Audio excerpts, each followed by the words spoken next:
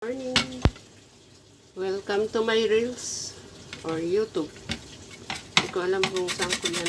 Ay, kakain tayo ng dahil kulang yung aking panguya or para mas madali kong manguya. Di ganyan ko na lang para mas madali. Ganyan siya. Hindi yung maliliit kasi pag ito masyado pino. So, itong malaki ang butas. Ganyan.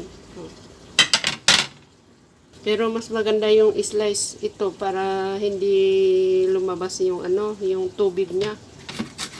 Kapag kasi ganito, sayang yung yung magtutubig ba.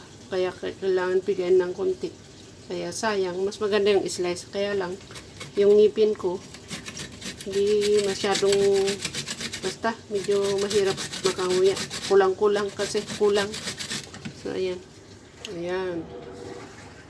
Tapos meron tayong konting salmon.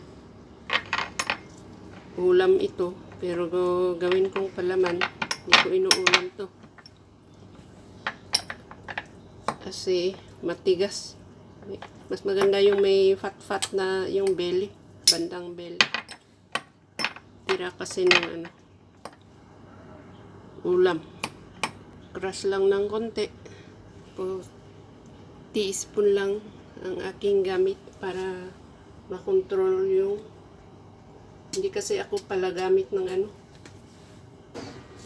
hindi ako pala gamit nito, kaya lang hindi ko mapagdikit kasi ito, kaya lagyan ko ng konti, mapagdikit lang ba. Tapos ito lang tinapay meron ako, kaya walang magawa. Ayan, slice natin ng ganyan.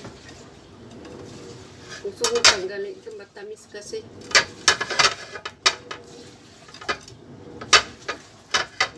Matamis itong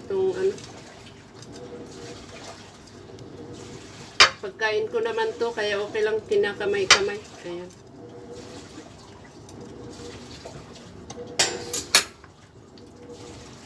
Marami pala itong kahit kukunti lang itong marami pala.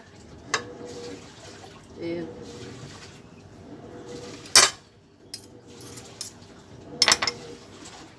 Merienda ko na lang ulit sa isang tinapay mamayang hapon. Tapos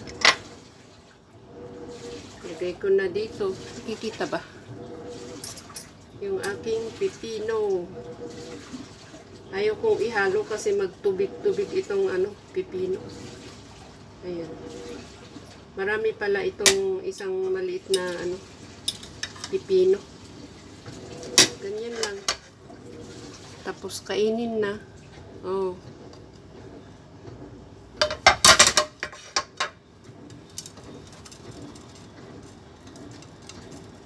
Ayaw ko yung matamis. Ayan. Let's eat. Ang bilis ng minutes. Ano ba yan? Itong natira, edi mamaya ilagay ko sa bukas or mamaya, bukas siguro.